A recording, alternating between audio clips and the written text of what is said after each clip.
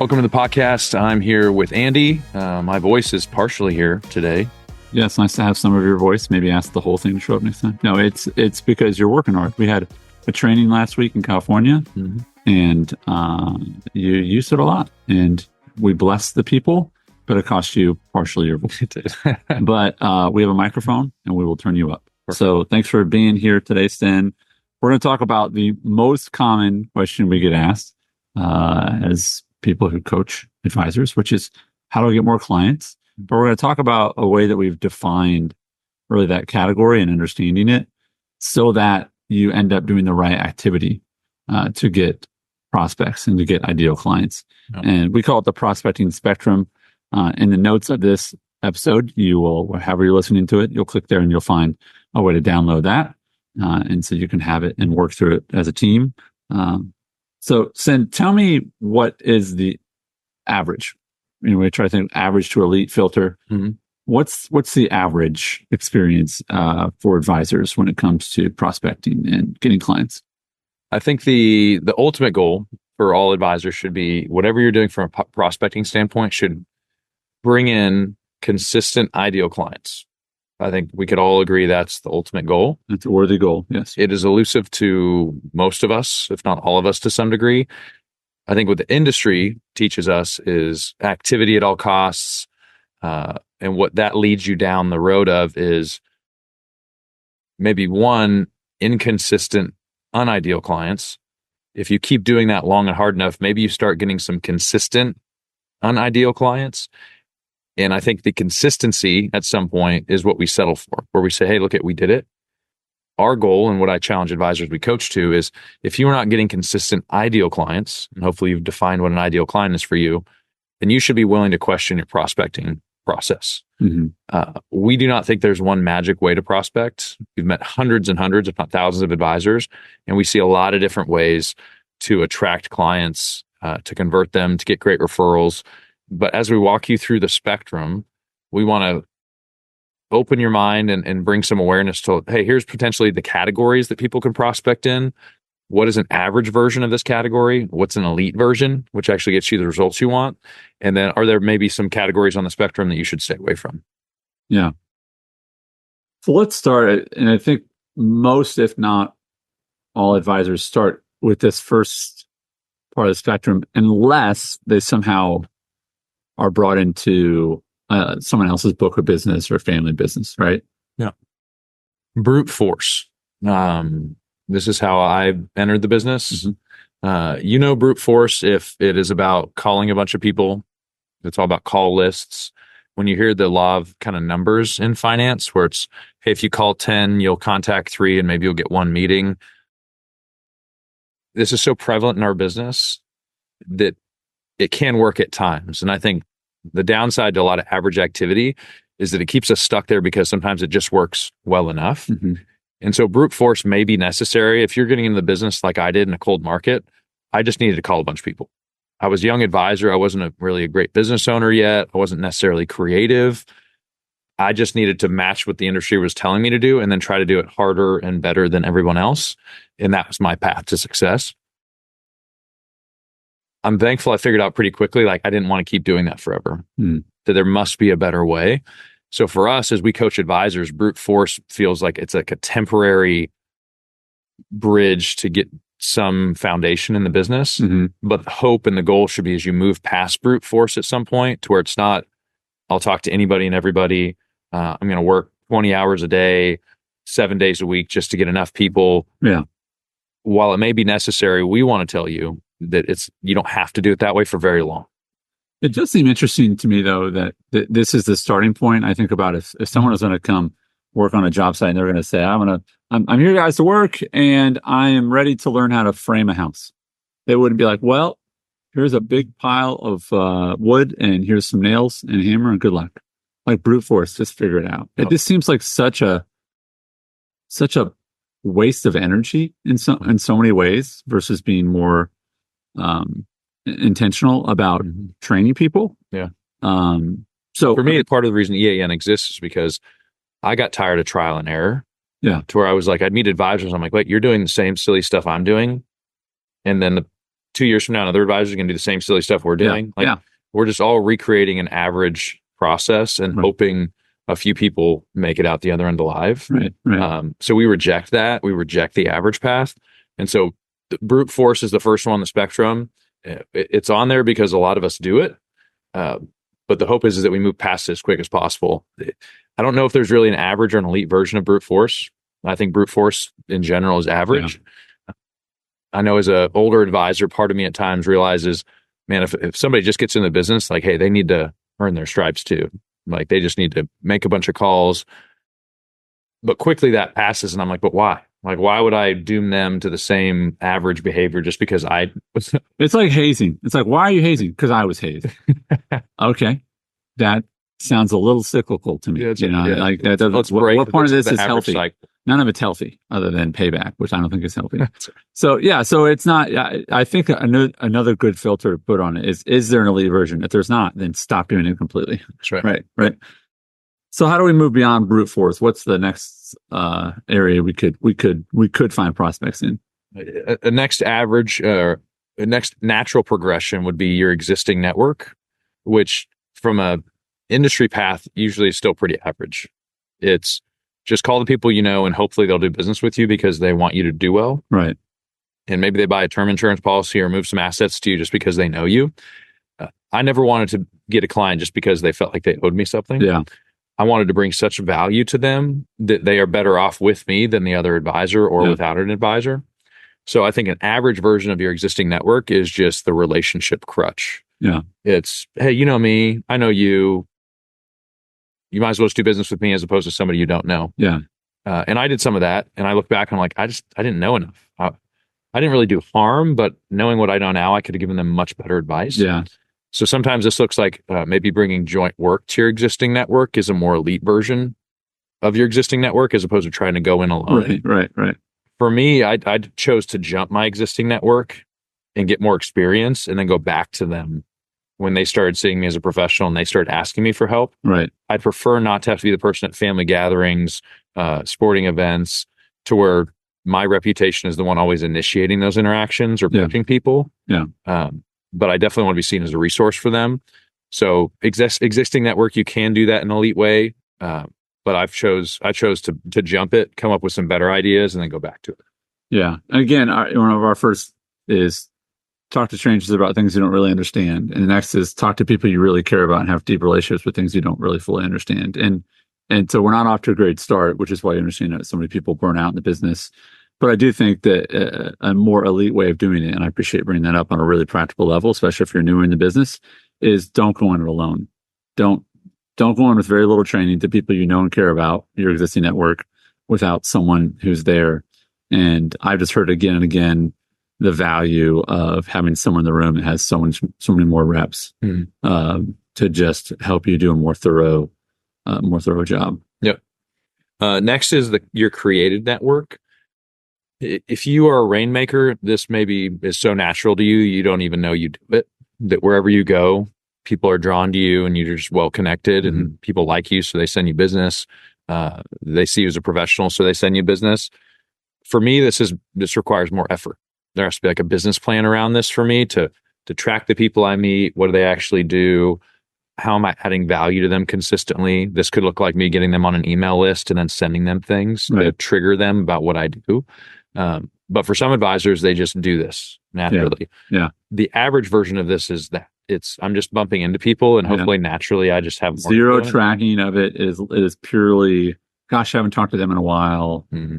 You know, and again, one of the problems of that is it can work to some degree, right? Yeah.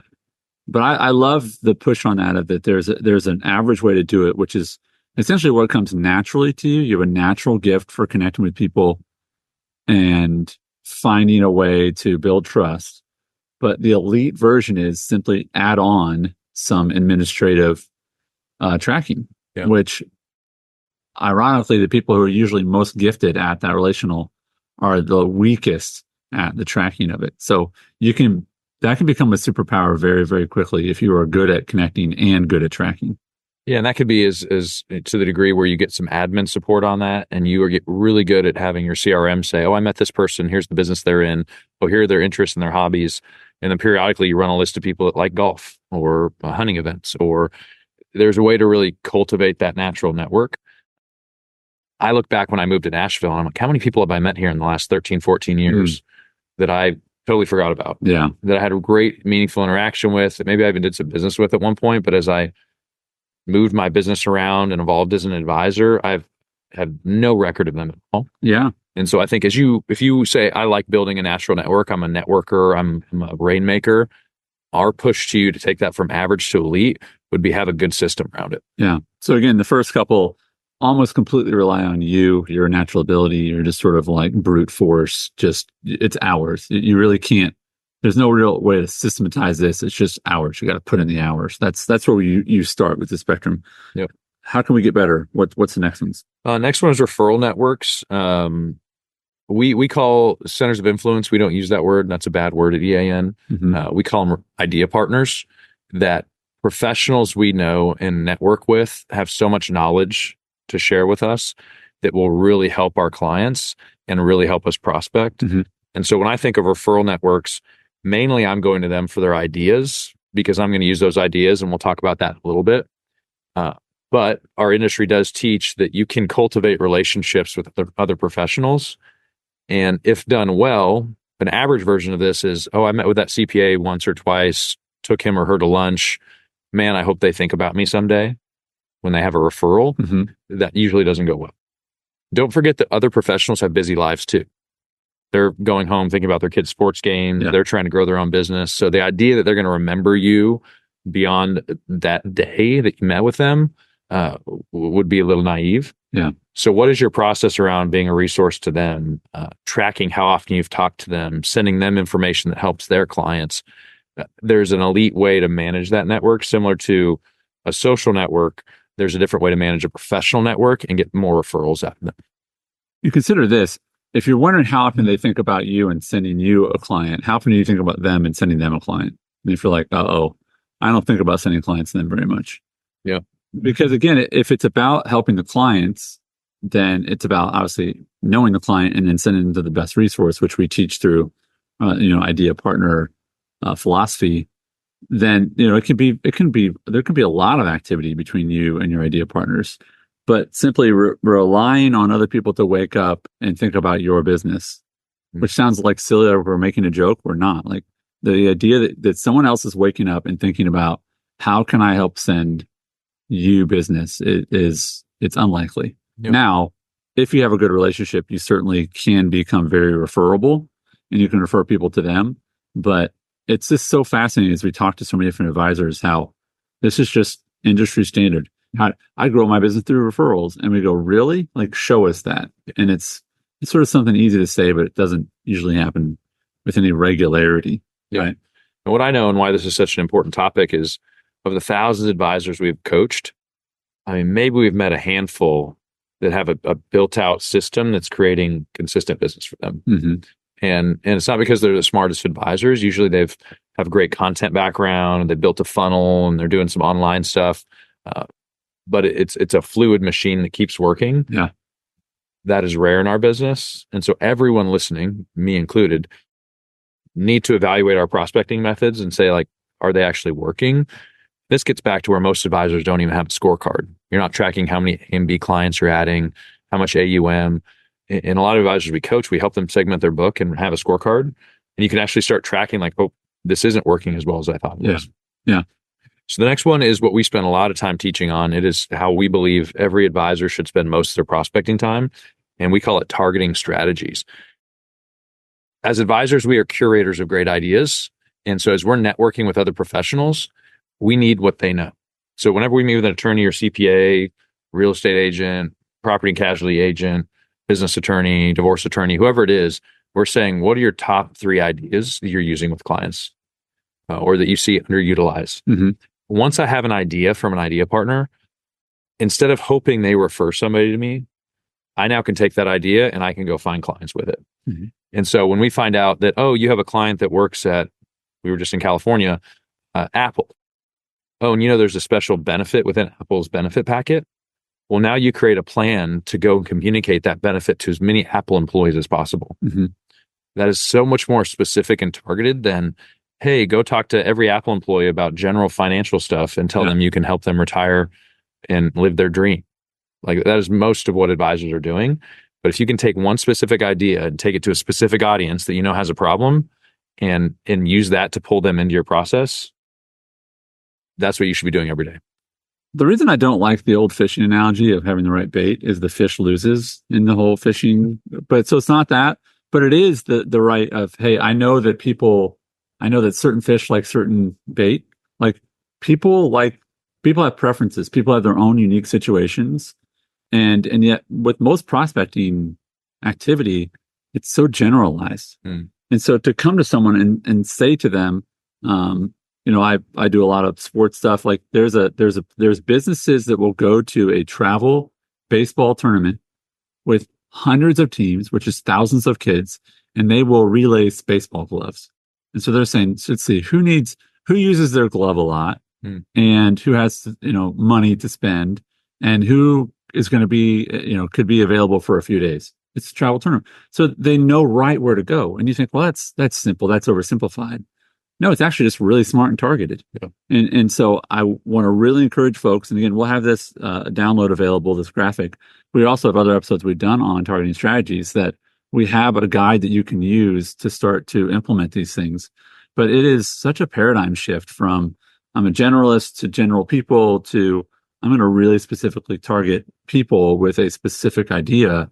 It does take more work in the beginning, but it's so much more effective. I mean, it's essentially like if you're doing target practice and you take the time to line up your shot in a scope, or you just sort of shoot in the general direction. That's right. Right. It is average at best to hope that you just run into people that have the time to solve a problem they don't really understand yet. But when you could take something that helps somebody right away and communicate it in such a way that it creates urgency. Yeah. I mean, that's us taking our advisor hat off and putting our marketing hat on. Yeah. Like there's a industry that spends billions and billions of dollars just trying to capture people's attention. Yeah. And there is an art behind, I know you're busy, but here's something that's really important. And here's why you should give me the time to address it. And I don't think our industry does that well. We hope that the general love of a quality financial plan is enough for people to stop what they're doing and spend time with us. And the data just doesn't support that. Well, the other thing that you pointed out, and you talk about that 10% group of people, which I'll have you define that, but how much energy goes into this small group of people. So I want you to define who they are, and then who are the other people and how we reach them. Because that really is why the targeting strategy works, I think, so well, is your target is actually the targeting group. The possibilities are way bigger than that 10%. So what's that 10% I'm talking about? So the 10% is a great book called Blue Ocean Strategy. It talks about most of us are competing in a red ocean, meaning we're all saying the same thing. It's highly competitive. And that 10% of people out there are people that want to buy insurance now, have money to roll over right away. So, but the 10% being that you said the red ocean, it's red ocean because there's blood in the water. Everyone's fighting over the same thing, right? That's right. And so the blue ocean, though, is everybody else. They may not want to buy something now, or they don't realize they have a need or a problem. And I know for me, a lot of that market is busy business owners, people that are in real estate. Right. They need our advice and our time and energy. But if I lead with, hey, do you want to buy an insurance policy? Or, hey, roll your assets to me because I'm slightly better or a little different than your current advisor. That's just that confidence does not create urgency. Right. And every once in a while, you run into somebody that retires, so they know they need to do something, right, or they're mad at their other advisors, so they move to you. And those things are fine. I get those in my practice, but that's not within my control. And so I want my prospecting strategies to be something I can control. That, if I put $1 in, I get $5 back. Yeah. That's at that point, the question is, how many dollars can you put in? Yeah. That's another aspect of this is control. I mean, the thing you're teaching advisors today is have as much control as you possibly can have. Mm-hmm. The bad news is if it doesn't go well, you know who to blame. But the good news is if it does go well, you know who can take credit, which is do the work. Right? Why are some people just more successful than other people? It's because they're doing the work. Yeah. Right. If there's one thing that Kobe Bryant was famous for, it was his hard work.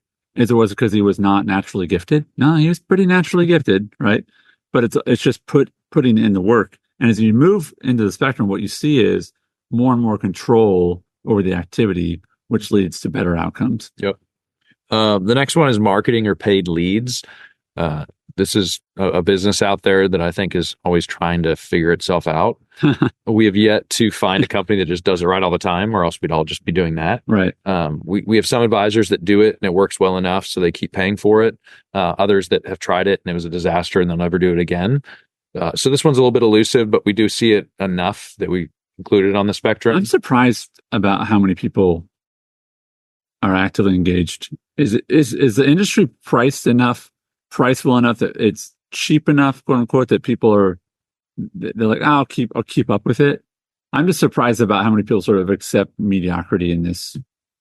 I don't know. I'm just surprised. Yeah, I think as I think about my prospecting approach, there's some things I'm willing to just invest in that have, reasonable, consistent results. And so, is that where it falls? If I knew that I was getting consistent referrals from my clients, because we ask really well, that's one thing. If I was then paying for a lead source that brought in, one ideal client a month, which, 10x my investment in that, I'd maybe consider having that as well. We are open to a multifaceted prospecting strategy, not just one of these. But then quickly we kind of move from marketing and paid leads to content machine, which is where Legacy's trying to go. It's so much of these other approaches require Sten as the advisor or your team. It takes a lot of energy. The hope for Legacy in the future, and there's some practices that are doing this well, is how do you create enough content and value, whether it's courses or you write a book or you have a list that you cultivate really well and drip on, to where there's a machine that does not require a daily input from me that continuously creates, like, it's podcasts, things like that. So that one is more time consuming up front, more expensive to set up, but that's the longer game that we're working on. In the meantime, we still have to use these other targeting strategies. Natural networks getting bigger. Our referral partners are pretty established. So all these can work. Our challenge to you is to say, do you actually have a plan, or are you just hoping it works out? And then any of these methods you're using, are you doing them at an average level, or are you doing them at an elite level? And for our coaching program, a lot of times we get advisors in and we don't say, hey, everything you're doing is wrong, but quickly within a couple coaching calls, we can just level up their approach. So stop doing average, move towards elite. And a lot of these things are blind spots, are called blind spots because you can't see them. Is you need to ask for external feedback, because unless what you're doing now is overwhelming you with ideal clients, you need to be open to something else. Well, and I hope this is encouraging to you in that, maybe before you felt like, before you downloaded this guide, you're like, I know there's a lot of things you can do and people do, but this sheet lays it out in a very simple to follow way. And you can just do an inventory of, where am I putting my resources? Where am I putting my time? Where am I seeing outcomes? Or, but what am I not doing that? And again, we didn't say you should only do one. These things, many of them are going to be happening at the same time. But if you're not getting the prospects like you want to, which is almost every advisor, then what are you going to change the outcome? And we think the prospecting spectrum guide that we've made for you will give you a map to follow to start to travel and have better outcomes. And it looks nice too. I am proud of our team. You did good. Our team did a great job. Yes. Thanks, Stan. Thanks, bud.